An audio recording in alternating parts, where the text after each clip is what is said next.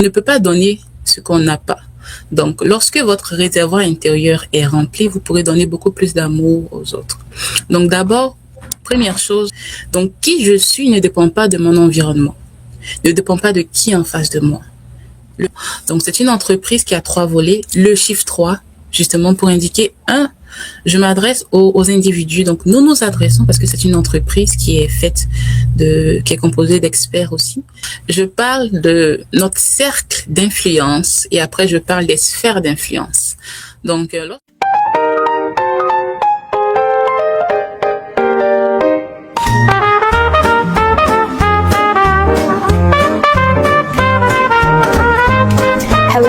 it's wonderful to connect with you today.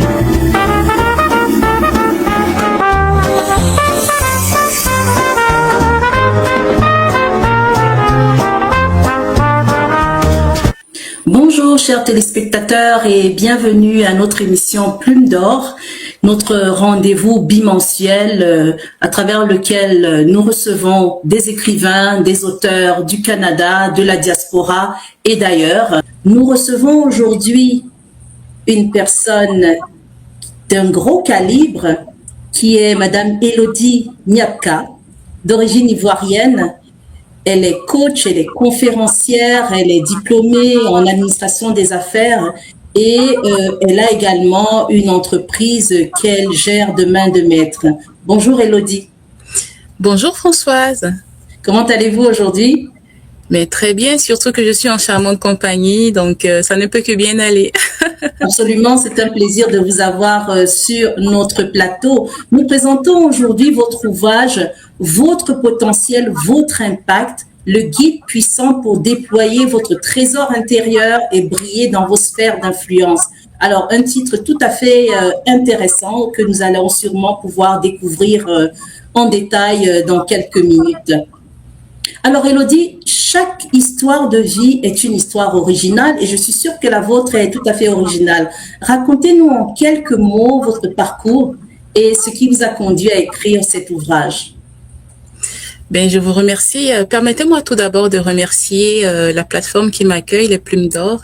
Je suis très honorée d'être reçue par vous et votre équipe. Alors, mon parcours, d'où est-ce que tout ça m'est venu? Dans le fond, je suis quelqu'un qui a été éduqué dans l'amour, dans l'amour du prochain et aussi dans l'amour du travail bien fait. De par mes parents en fait à la base. Donc depuis toute jeune, j'avais à cœur de vraiment semer le bien autour de moi par mes actions à plus petite échelle déjà.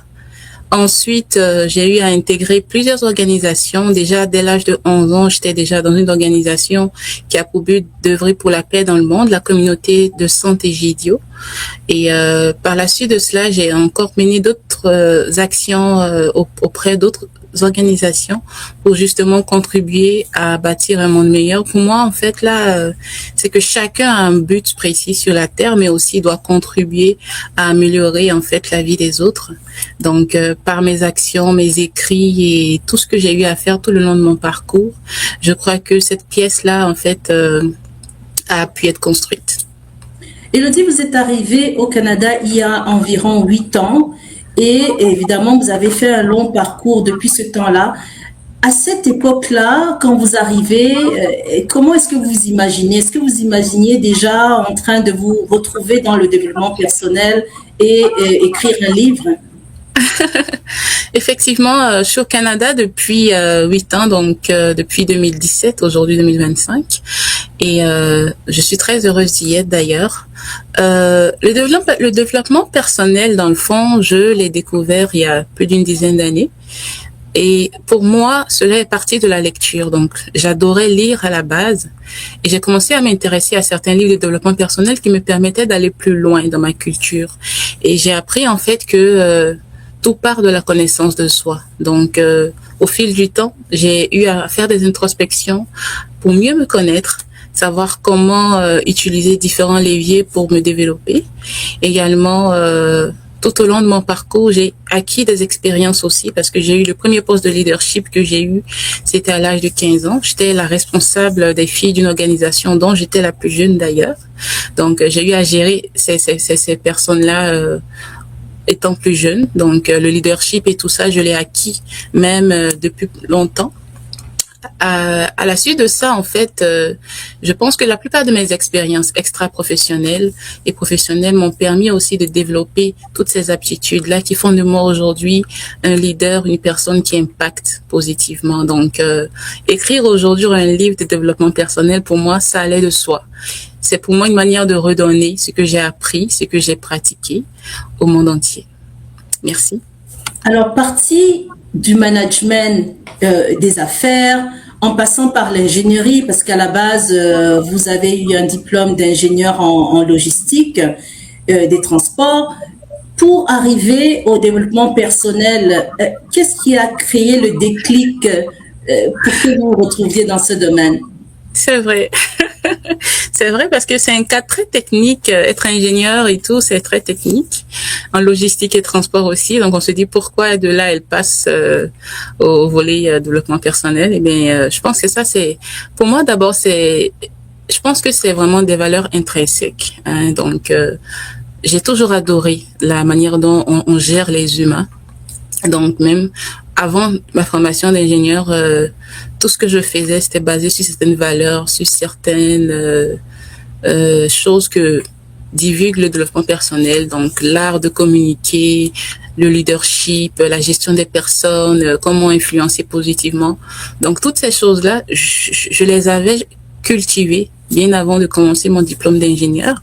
Le diplôme d'ingénieur est venu renforcer des compétences techniques, effectivement, et aussi à l'université Laval où j'ai eu mon MBA, donc ma maîtrise en administration des affaires. J'ai eu à apprendre aussi d'autres choses qui ont renforcé les connaissances en développement personnel, en gestion des organisations et tout ça. Mais surtout, ce qui a créé le déclic pour moi, ça a été lorsque j'ai intégré Toastmasters. Donc, j'ai intégré l'organisation Toastmasters qui a 100 ans maintenant, qui est une organisation qui forme des leaders et des communicateurs efficaces à travers le monde entier. J'y ai été d'abord secrétaire, après j'ai été vice-présidente de cette organisation-là et même au sein de la première organisation francophone au monde qui est basée ici à Québec. Et pour moi, toutes ces années-là, donc j'ai depuis 2022 que j'appartiens à cette organisation-là, j'ai eu encore plus à creuser dans le développement personnel, à former des personnes. Et j'ai vu des personnes se transformer grâce à mes formations et mes coachings également. Donc, ce qui m'a poussé même à terminer une formation avec un certificat de coach efficace. Voilà, donc au bout de cette formation-là, je me suis dit, ben alors, qu'est-ce que tu vas faire pour que le monde entier puisse bénéficier de ce que tu sais? Ben, il fallait écrire un livre, effectivement. Et effectivement, c'est un très beau livre. Alors, en page de couverture arrière de votre ouvrage, on lit ce très beau message.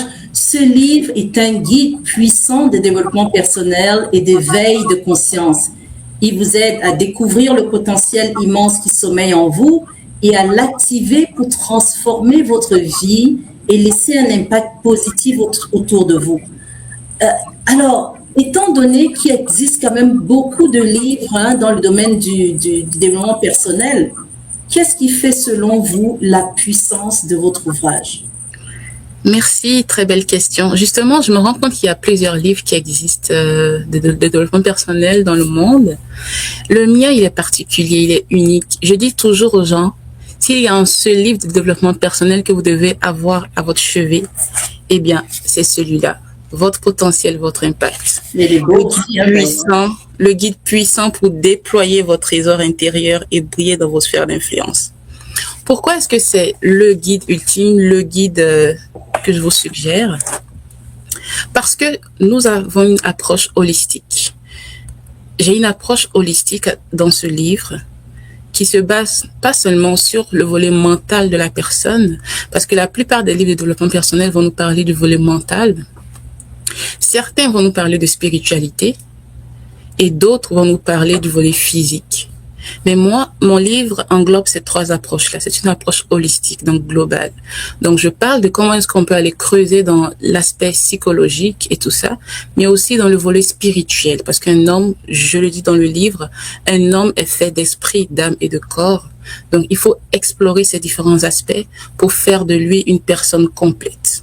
Donc, j'emmène chacun à aller creuser dans qui il est, à découvrir son pourquoi, sa mission de vie, sa raison d'être, et à explorer tout son potentiel, à le déployer, à briller, et finalement à aller impacter positivement les différentes sphères de la société. Donc, je pense que lorsqu'on vient sur Terre, ce que je dis là, c'est tout ce qu'on recherche. Et vous avez un cadeau.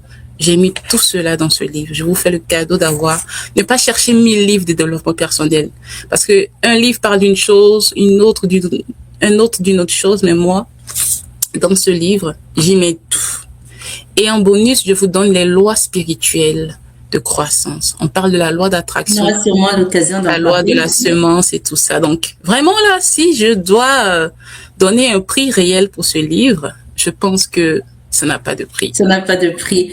Alors, vous parlez également de trésors qu'on trouve en nous. Ce n'est pas toujours très évident de savoir même qu'on a un trésor en soi et de savoir comment surtout le développer et pouvoir le faire briller.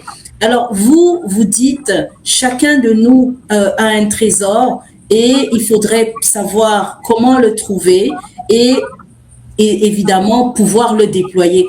Quelles sont vos recommandations pour trouver ce trésor caché là? Tout à fait. Tout un chacun de nous naît avec un trésor immense. Je parlais même une anecdote rapidement dans le livre, j'en parle, c'est l'histoire du mendiant. C'est un mendiant qui, depuis une trentaine d'années, était là, il mendiait. Il demandait de l'argent et un jour, un étranger est arrivé. Il lui a dit, qu'est-ce que vous avez dans votre caisse sur laquelle vous êtes assise depuis toutes ces années? Il dit, non, c'est rien, c'est juste une caisse là qui m'aide à m'asseoir pour mendier et tout. Et l'étranger a insisté, il lui a dit, ouvrez cette caisse. Il dit, mais qu'est-ce que je vais faire? J'ai rien à faire avec cette caisse. Il dit, non, il a insisté, ouvrez cette caisse. Et quand ils ont ouvert la caisse, voyez-vous, il y avait une immensité d'or à l'intérieur. Depuis plusieurs années, une trentaine d'années, il était assis sur de l'or, une caisse d'or. On rend compte. Et il mendiait des centimes. Et cela pour dire que notre trésor, tant qu'il n'est pas dévoilé, tant que la caisse n'est pas ouverte, on repose sur des choses qu'on va aller mendier à l'extérieur. Pourtant, tout part de nous. Et alors, comment y arriver? Comment le découvrir? Mais il faut chercher d'abord à connaître qui nous sommes. Il faut faire de l'introspection, à également passer des tests de personnalité et d'autres astuces et outils dont je parle dans le livre justement. Donc, faire aussi référence à certains coachs, dont moi. Donc, je suis également outillée pour aider des personnes à mieux se connaître et à découvrir leur trésor. Voilà. Alors, dans la vie concrète comme ça, est-ce qu'il y a des personnes, des femmes comme vous, que vous avez rencontrées, que vous avez trouvées à un moment de leur vie au plus bas et que vous avez aidé à remonter? Racontez-nous de ces expériences-là, comment est-ce que ça s'est passé? Exact. Mais il faut dire que j'ai ce don. J'ai ce don que j'ai découvert après plusieurs années. C'est de pouvoir déceler le meilleur en chacun. Lorsque je rencontre une personne, je la regarde pas comme elle se voit, mais même comme elle devrait se voir. Et la plupart des personnes que j'approche, je leur dis toujours, il y a quelque chose de beau, de merveilleux que tu as donné au monde. Et j'ai rencontré des femmes justement dont vous parlez, qui manquaient de confiance en soi. Je ne dirai pas leur nom. C'est une personne que j'ai eu à coacher. Et il y a une personne récemment qui m'a offert un cadeau. Et je lui ai dit, mais non, ça, il faut que je te fasse un transfert d'argent parce que ça, c'est énorme. Elle me dit, Élodie, pour tout ce que tu fais pour moi, pour la meilleure version de moi que tu m'as aidé à atteindre, ce cadeau, c'est rien du tout. Et pour moi, en fait, quelquefois, je ne me rends pas compte parce que je le fais avec amour, je le fais avec le cœur simplement, même pas forcément dans un cadre professionnel, mais de façon anodine. Et je me rends compte que des personnes grâce à l'écoute, au conseil et tout ça, ont réussi à creuser véritablement qui elles sont, à retirer ce voile de mensonges et à se dire oui, je suis capable de cette meilleure personne, de mieux communiquer, d'avoir un discours intérieur et extérieur positif et d'être leader et tout ça. Donc oui, j'ai vu ces hommes et aussi j'ai vu des hommes, pas seulement des femmes. Bah oui, bien sûr. Hein, les hommes aussi, parce que les hommes ont besoin aussi de cela. Donc il y avait un homme particulièrement qui, à cause de sa situation de bègue, donc c'est quelqu'un qui n'arrivait pas à placer plusieurs phrases sans bégayer. Il se sentait vraiment mal, donc il travaillait en administration, mais il n'arrivait pas à s'exprimer et à prendre sa place. Donc il est venu nous voir pour cela. On a travaillé sur 3 mois et je l'ai aidé véritablement parce que il a eu une meilleure vision de lui. Et aujourd'hui, c'est quelqu'un qui prend la parole à tout bout de champ, qui fait des discours, qui est toujours le premier à se porter volontaire pour une action et tout, alors qu'avant, il rasait les murs. Et quand je vois ça, pour moi, ça, c'est ma première satisfaction. Hein. Moi, c'est vraiment pas l'argent, en fait, ou quoi que ce soit. C'est de voir les gens heureux, de voir les gens épanouis. Et je me dis, il y a de belles personnes, il faut qu'on les aide à se déployer. Et voilà, c'est ça. Effectivement, il y a de très belles personnes là et qui forcément ne savent pas toujours ce qu'elles peuvent apporter à la société. Et d'autre part, on a également le fait que, étant entouré de personnes souvent qui viennent d'autres pays, qui arrivent comme immigrants, il y a un moment de cette vie où quand on arrive dans un nouveau pays, même quand on avait un bagage avant, on peut avoir des peurs, on peut avoir ce manque d'assurance parce qu'on est dans une société nouvelle, on ne trouve pas très bien ses repères. Alors, est-ce que vous avez eu également certainement à rencontrer des personnes comme ça à qui il fallait redonner confiance et comment est-ce que ça s'est passé? Oui, tout à fait. Lorsqu'on change d'environnement, la culture peut être différente et tout. Sans compter le climat, hein. On est au Canada, l'hiver. Là, on est en hiver, là. C'est caille, hein, en dehors de la température qui est différente aussi, la culture et tout. Et oui, c'est des personnes qui, dans leur pays, étaient vraiment beaucoup plus à l'aise et tout, ici, peuvent se sentir inférieurs. Donc, c'est mental. Donc, il faut aller travailler sur leur perception, perception d'elles-mêmes, leur dire que qui elles sont ne dépend pas de où elles se trouvent. Moi, je dis toujours le je suis. Après le je suis, il faut mettre toujours du positif. Donc, qui je suis ne dépend pas de mon environnement, ne dépend pas de qui en face de moi. Le je suis, c'est une valeur intrinsèque. Le je suis doit être toujours clair. Je suis une personne formidable, je suis une personne magnifique. Et même souvent, j'invite des personnes à se le répéter au matin. De vous regarder dans le miroir et de vous rappeler de qui vous êtes. Et cela va vous permettre même en commençant chaque journée de vous rappeler qui vous êtes, peu importe l'environnement, le pays où vous vous trouvez, que ce soit le Canada, la France, partout, même dans votre pays d'origine. Vous êtes une personne unique avec de belles qualités et c'est ce que vous devez offrir au monde. Le monde n'attend que vous soyez vous et que vous puissiez donner le meilleur de vous-même. Donc, ici, pour un immigrant, ce que je peux donner comme conseil, c'est d'abord de se rappeler de qui il est et de savoir que les Canadiens, particulièrement, puisque j'y suis depuis bientôt 10 ans, ils sont très accueillants, chaleureux. Ce sont des personnes qui eux-mêmes, ils sont riches de la diversité. Donc, quand on arrive, ils sont prêts à entendre ce qu'on a à dire, à apprendre de nous et à partager. Donc, allons-y, soyons ouverts. Donnons-leur le meilleur de nous. Ensuite, nous allons recueillir les fruits. C'est ça. Merci. Élodie, dans le chapitre 2 de votre ouvrage, vous parlez de surmonter les obstacles et de devenir conquérant. Alors, devenir conquérant, là, c'est pas toujours facile, hein? Et bien qu'on soit dans une société où, en réalité, il y a beaucoup de concurrence, il y a beaucoup de compétition, et souvent c'est difficile sur le plan professionnel de s'imposer, on a également des personnes qui se demandent est-ce qu'il faut vraiment avoir cet esprit conquérant pour réussir ou bien il faut simplement essayer de faire son petit chemin tout doucement et obtenir ce qu'on peut obtenir. Alors ici, je parle de surmonter les obstacles dans ce chapitre-là du livre, surmonter ces obstacles et devenir conquérant. Donc c'est le fait de pouvoir vaincre l'adversité qui nous permet donc d'être conquérants. J'aime prendre en fait là cette image du sportif.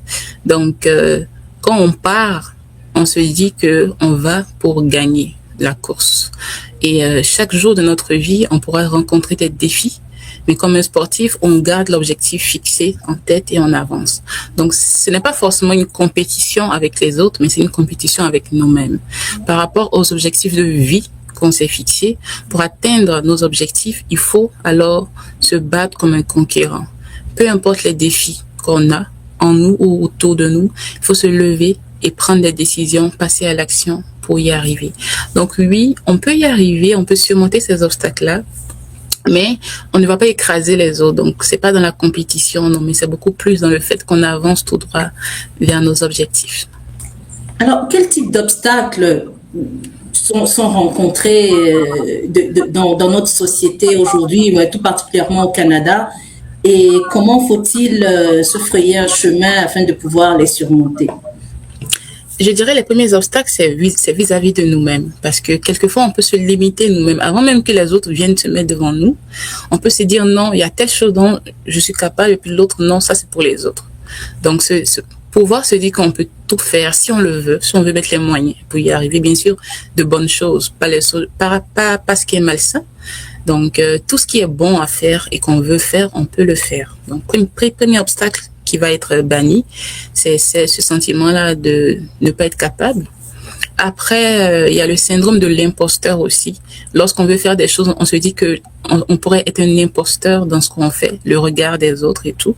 Donc, venir bannir ce syndrome de l'imposteur-là en se rappelant de toutes nos qualifications qui nous permettent d'être légitimes dans ce qu'on fait. Aussi, il peut y avoir des obstacles de toutes sortes, de toutes sortes. Ils peuvent même des obstacles spirituels. Donc, spirituellement aussi, il faut être assez fort. Donc, je parle même dans le livre de certaines choses de méditation, de pouvoir. Oui, certainement, nous arriverons. Exactement, voilà. Donc, voilà, c'est tous ces obstacles-là, physiques, mentaux, spirituels, vraiment, qui se dressent devant nous, qu'on doit surmonter. Alors, Élodie, vous parlez également d'un aspect assez important qui est le prendre soin de soi pour mieux avancer. Alors, dans un contexte ici, par exemple, où ce n'est pas toujours très évident, on a une vie très chargée et surtout quand on a des enfants également, enfin, je parle des femmes, mais ça peut être également pour les hommes.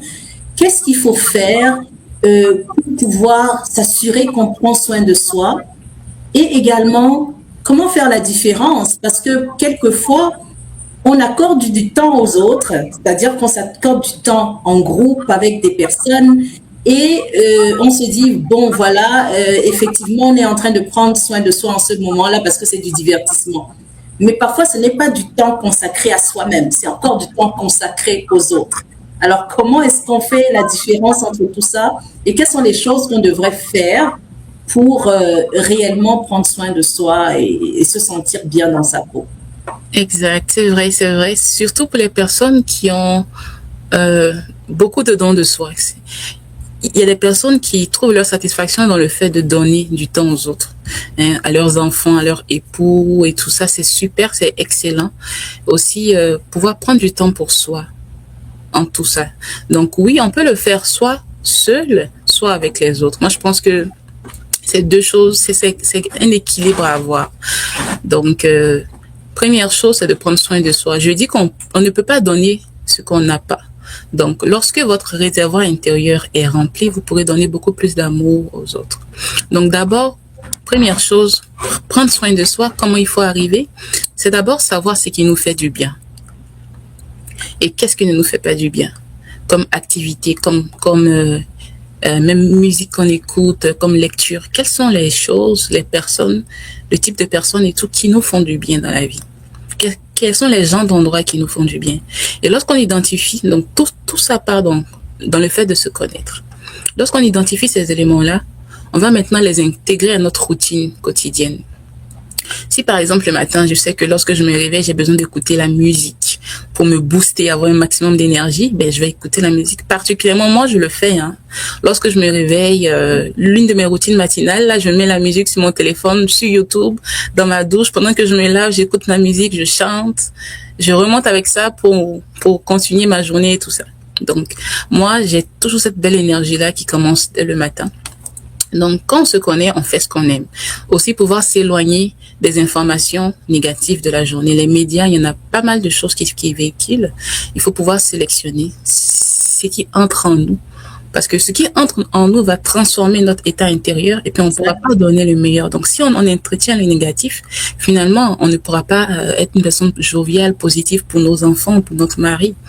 Ce qu'on lit aussi comme livre, si on lit beaucoup de livres et surtout si on lit ce livre, c'est sûr que notre famille, notre entourage va être béni.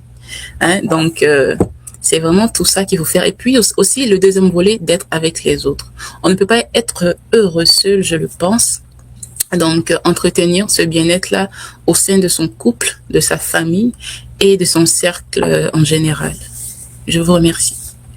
Très bien, Élodie. Alors, votre potentiel, votre impact, un livre puissant qui vous permet de découvrir le trésor en vous.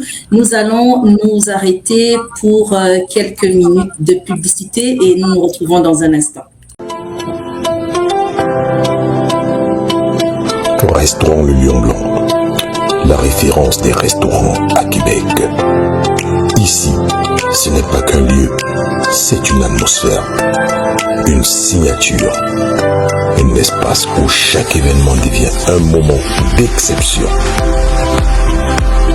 Restaurant Le Lion Blanc, c'est le lieu pour célébrer, le lieu pour rassembler, le lieu pour marquer les esprits.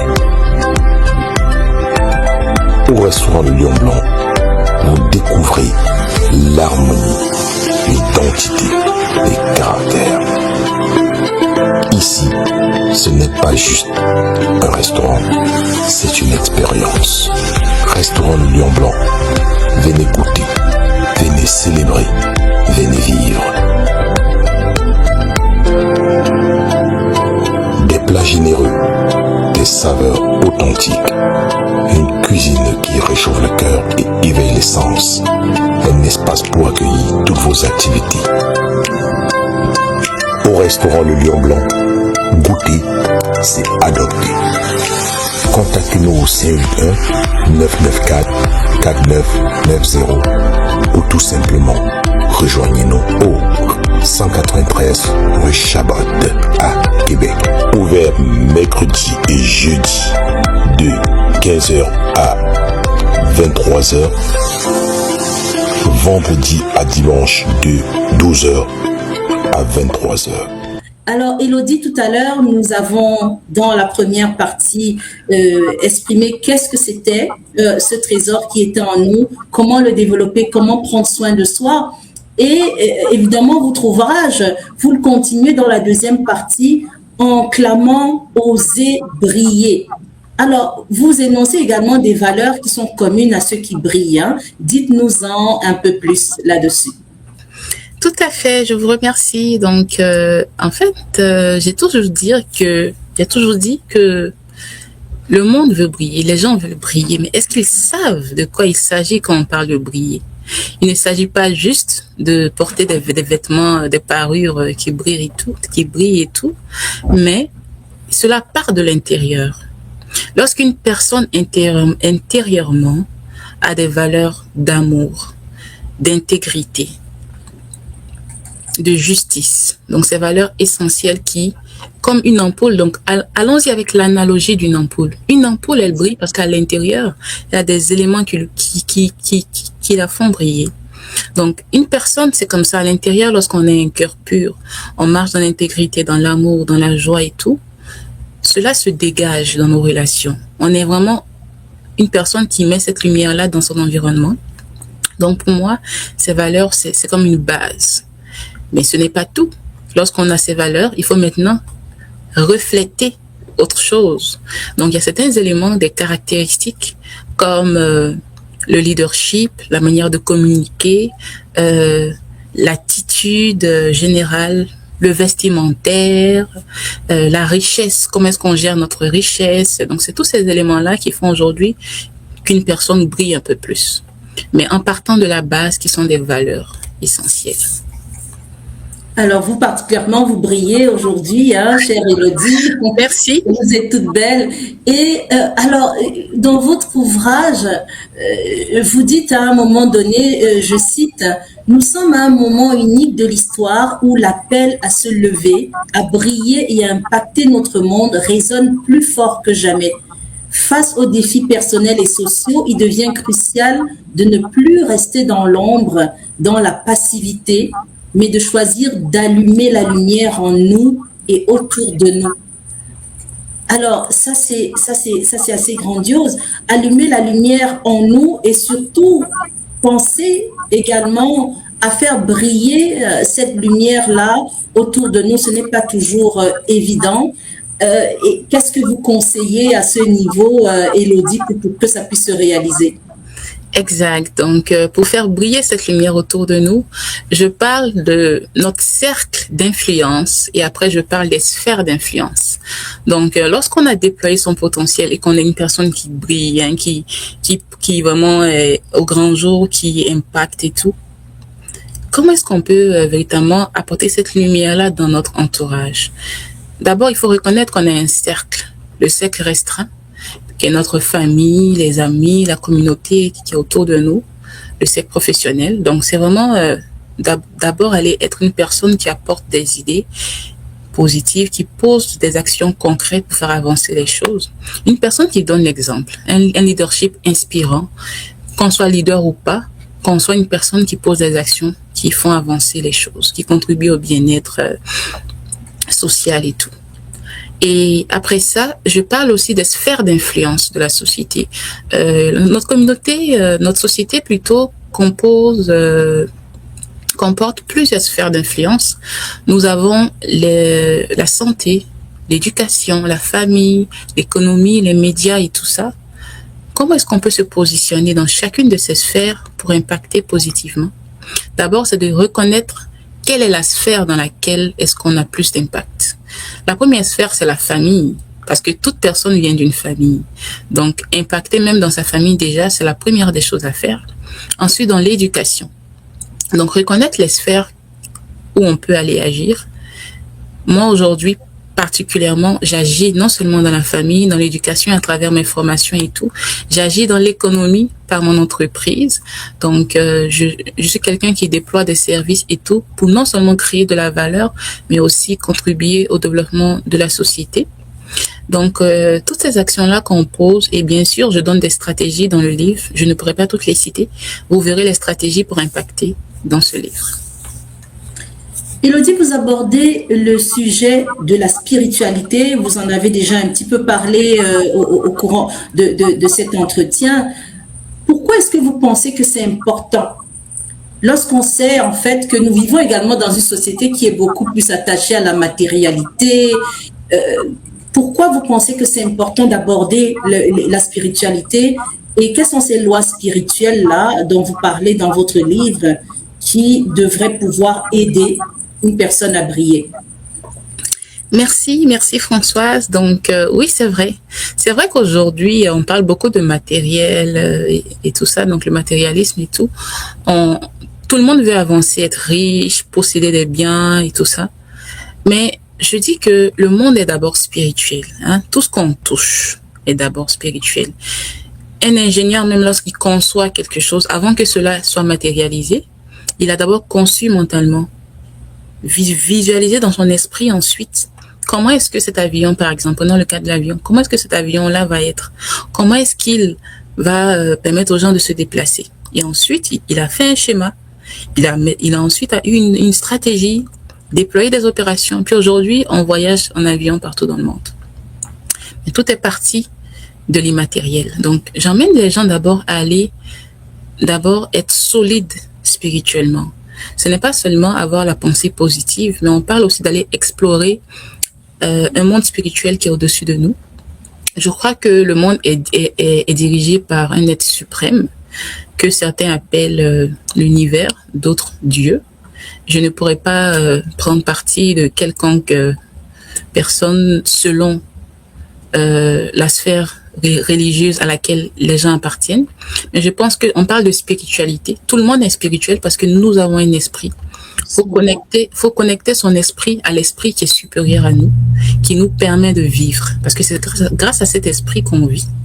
Et souvent, j'aime écouter ma voix intérieure. Lorsque je me réveille le matin, je prends un temps de méditation pour savoir qu'est-ce que je devrais faire, où est-ce que je devrais m'en aller, non seulement dans ma journée, mais même ma vision sur 5 ans. Moi, je suis quelqu'un qui visualise beaucoup, j'en parle dans le livre, donc je peux voir ma vie sur 5 ans, où est-ce que je veux m'en aller, et je me dis, par exemple, pour le livre, je vous le raconte, en 2021, j'ai ouvert une page sur mon ordinateur que j'ai appelée ma destinée. Ça veut dire, qu'est-ce que je vois comme ma destinée? Mais ce n'est pas mon intelligence qui m'a permis d'écrire ma destinée. Je suis allée puiser dans ma voix intérieure, dans la voix de l'esprit qui est supérieure au mien, pour savoir c'est quoi ma destinée.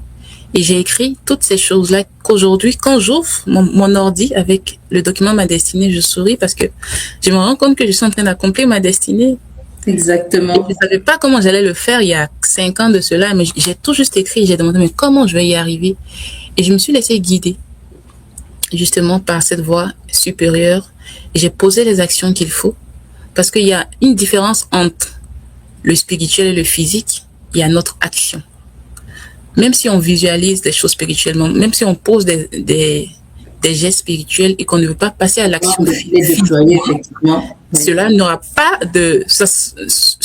va pas se réaliser. Hein. Donc, lorsqu'on passe du spirituel au physique, il faut poser des actions pour nous permettre d'atteindre nos objectifs. Exactement, poser des actions. Élodie, vous êtes également coach, conférencière. De quoi parlez-vous pendant ces séances-là? Est-ce que vous avez toujours votre ouvrage en main? Est-ce que vous parlez d'Empowertree? Comment se passent ces séances-là et quel type de public en fait vous rencontrez? Ok, excellent. En parlant de l'entreprise Empowertree, en fait, j'aimerais préciser que ce n'est pas seulement une compagnie de développement personnel. Donc, je la présente véritablement avant de répondre à la question. Donc, c'est une entreprise qui a 3 volets. Le chiffre 3, justement pour indiquer, je m'adresse aux individus. Donc, nous nous adressons parce que c'est une entreprise qui est qui est composée d'experts aussi, tout comme moi. Donc, première chose, nous nous adressons aux individus pour leur apporter des services de formation, de coaching et des conférences et tout ça en développement personnel. Le deuxième volet, nous avons également le développement personnel pour les entreprises, la gestion des équipes et tout, mais aussi la gestion des affaires. Donc, dans le deuxième volet, c'est le volet corporate qui s'adresse donc aux entreprises, mais avec non seulement le développement personnel, mais aussi la gestion des affaires. Et le troisième volet, c'est le volet sociétal, où on parle de comment est-ce qu'on va aller impacter positivement les différentes sphères de la société. Donc, cette entreprise-là que je dirige, dont je suis la fondatrice, me permet aujourd'hui d'aller donc offrir des services de formation, de coaching et des conférences partout à certaines personnes. Donc, je suis très heureuse d'y aller avec le livre, effectivement. Mais c'est pas seulement les thèmes du livre, les sujets du livre. Ça peut être aussi selon le besoin de mon client. Donc, nous, on part toujours là du besoin du client. Quelle est la problématique qu'il souhaite régler? Lorsqu'on parle de coaching, par exemple, donc c'est quoi la problématique du client? Puis on va ensuite maintenant déployer une stratégie établie. Les conférences, c'est vraiment sur plusieurs sujets du livre et puis également sur d'autres selon aussi ma cible. Donc voilà, c'est pas mal de choses que j'aimerais vraiment déployer aussi partout dans le monde. Donc déjà, je commence ici au Canada, mais je me visualise bien dans quelques années le faire à l'international. Alors, j'aimerais savoir quel succès votre livre a rencontré au Canada et également quel est le processus par lequel vous avez publié, parce que ce n'est pas toujours très évident pour tout le monde de savoir comment ça se passe. C'est vrai, tout à fait. Donc, c'est vrai que ça n'a pas été facile, ça n'a pas été aisé d'écrire un livre. Je respecte vraiment les écrivains. Je vous assure, j'ai toujours lu. Moi, depuis toute petite, j'adorais lire. Lorsque j'avais des moments de pause au lieu d'aller me reposer, je partais à la bibliothèque. Et j'ai toujours aimé lire, mais jusqu'à écrire, ça c'est différent. Je respecte vraiment parce que c'est tout un processus. Poser des mots sur un support. Aujourd'hui, mon livre, il fait 184 pages et chacune des pages, elles me viennent du fond de moi, de mes connaissances. Ouais, mes connaissances accumulées, mes expériences et tout. Et il a pu se réaliser grâce aussi à l'aide de mon équipe à la fin, parce qu'à un moment donné, je me suis dit non, ben finalement, je vais reporter la sortie du livre. Au début, je voulais qu'il sorte en septembre. Et puis en été dernier, en été 2025, j'étais un peu épuisée et tout, et voilà. J'ai envoyé le manuscrit, la première version du manuscrit à les personnes pour le relire. Et puis, en attendant, je me disais, ben, quand ils vont me revenir, peut-être que ça sera l'an prochain et tout. Et lorsque j'ai contacté une équipe là de personnes, donc de réviseurs, pour la mise en page et tout, donc toute cette équipe était vraiment connectée à moi pour le livre. Et ce sont eux qui m'appelaient pour me dire, Elodie, selon ton deadline là de septembre, il faut qu'on ait la dernière version du manuscrit. Il faut qu'on puisse. Et surtout, je veux saluer ma très chère Nathalie Sow, ma réviseuse. Elle est en France. Donc, je précise aux gens que mon livre est en français. Il a été corrigé par une réviseuse française. Donc, c'est du français de qualité. Oui. Elle m'a dit, Elodie, vraiment, envoie-moi le livre. Et puis, on se parlait sur WhatsApp à chaque fois quand elle voit un mot ou quelque chose, email, WhatsApp et tout. Celle qui a fait la mise en page aussi, c'est une Canadienne que je salue. Elle est super efficace, donc excellente mise en page. Émilie Côté aussi que je salue.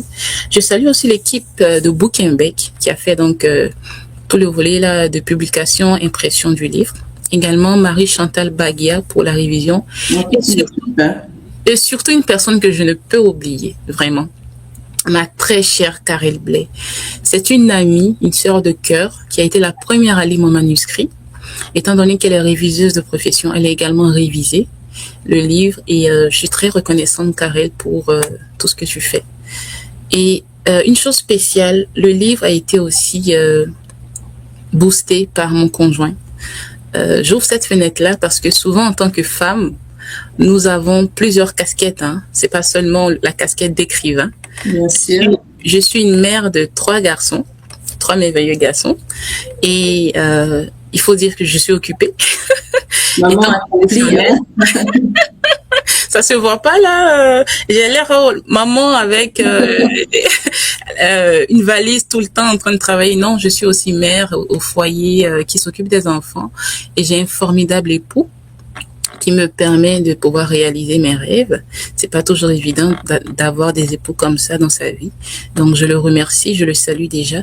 J'aime l'appeler mon manager. Un autre trésor, hein? Un trésor, vraiment, un trésor inestimable. J'aime l'appeler mon manager parce qu'il me conseille. Depuis qu'on se connaît, c'est une relation d'amis, de confidents, de conseillers. Et tous mes objectifs dans la vie, depuis que je le connais, j'ai réussi à les atteindre parce qu'il a toujours été là pour me supporter. Et d'ailleurs, le livre, lorsque je devais trouver le titre final, je lui ai dit, chérie, là, j'ai plusieurs titres. Et là, je suis rendue à la fin. Il faut qu'on puisse donner le titre final pour la publication. Donc, est-ce qu'on y va avec de votre potentiel à votre impact ou bien on prend votre potentiel, votre impact? Il m'a dit, votre potentiel, votre impact. J'ai dit, mais pourquoi tu veux ça? Il dit, mais c'est ce qui me vient à l'esprit. J'ai dit, ok, on garde. Oui, alors c'est merveilleux. Exact. Et juste une dernière. D'avoir une personne qui vous accompagne au quotidien dans tout cela. Alors, le livre, jusqu'ici, comment est-ce qu'il a été accueilli jusque-là? Est-ce que il se vend bien? Et surtout, bon, c'est pas toujours une question d'argent, bien sûr, mais de savoir au moins que des personnes qui l'ont lu ont été réellement impactées par l'ouvrage. Oui, véritablement, le livre, c'est comme si les gens attendaient ce livre. Et cela, en fait, s'est fait sentir par les premières lectures. Les premières personnes qui ont lu le manuscrit m'ont écrit pour dire, waouh, ton livre, il faut qu'il sorte. Et je salue Paul Rousseau, qui est aussi le préfacier de mon livre. Paul Rousseau, qui est auteur best-seller, consultant, conférencier en leadership et mindset, qui a lu mon manuscrit et qui en a fait la préface. Il a dit, Elodie, il y a des livres qui se lisent et des livres qui se vivent. Et ton livre fait partie des livres qui se vivent. Et ce livre-là, il doit vivre auprès de chacun de ceux qui vont l'acheter. Parce que ça va leur permettre de grandir et de se déployer. Et aujourd'hui, tous ceux qui l'ont acheté, regardez déjà à la cérémonie de dédicace, j'avais près d'une centaine de personnes à ma dédicace. C'est pas donné pour une dédicace de livre.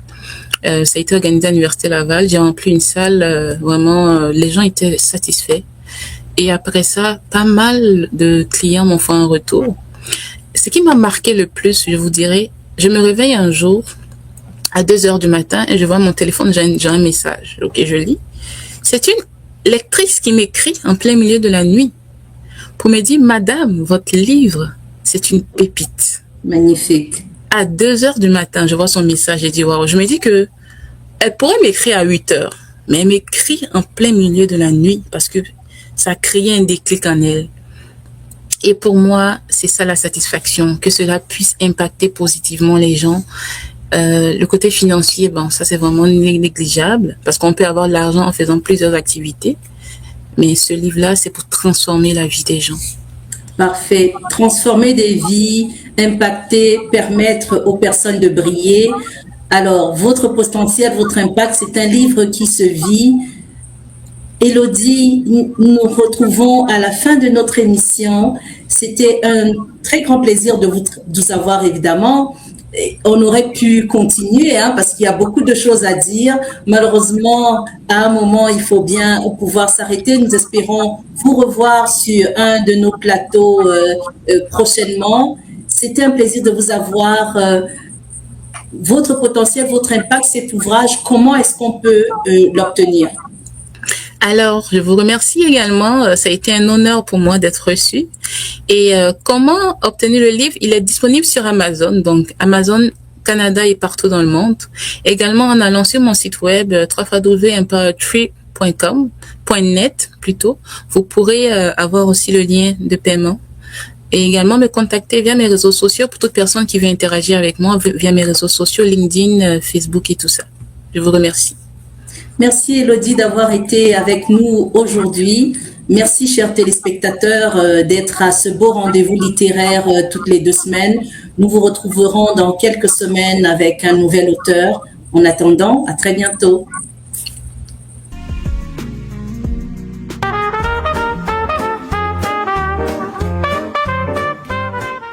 Bienvenue dans l'univers de Diaspo TV. Un nom, un espace, une vision. Que vous soyez entrepreneur, artiste, coach, politicien, influenceur ou simplement porteur d'idées, Diaspo TV vous ouvre ses portes et met son expertise à votre portée. Louez votre studio, bénéficiez de nos services de montage afin de réaliser vos projets au juste prix. Chez Diaspo TV, nous ne faisons pas que capturer l'instant, nous sculptons l'expérience. Ici, le contenu prend vie, chaque détail sublime votre message, et à Diaspo TV, c'est l'alliance du savoir-faire, technique et goût du beau. Alors, réservez dès maintenant et faites entendre votre voix.